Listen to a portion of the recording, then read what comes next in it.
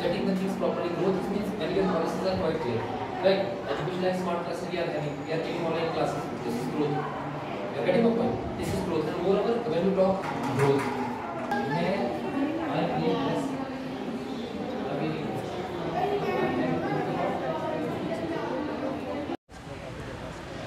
जैसे कि government guidelines हैं कि वैक्सीनेटेड होना चाहिए या रैपिड टेस्ट होना चाहिए, तो I am from 12th B and I am 17 years old, तो अभी तक मेरा एलिजिबल नहीं है कि मैं वैक्सीनेट हो सकूँ, तो इसीलिए रैपिड टेस्ट करवा कर मैं और कंसेंट देकर मैं स्कूल आया हूँ।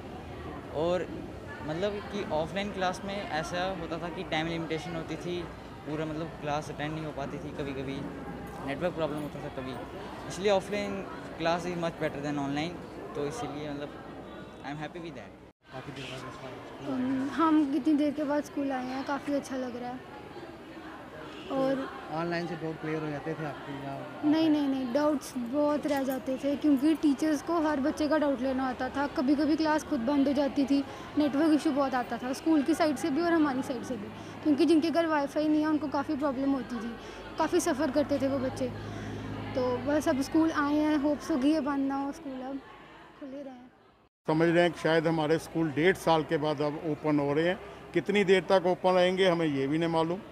सबसे पहले तो हम एडमिनिस्ट्रेशन का शुक्रिया अदा करना चाहते हैं, उन्होंने बड़ी लेट ये डिसीजन लिया है जम्मू में, ख़ास तौर पर जम्मू कश्मीर यूटी में स्कूल ओपन करने के लिए।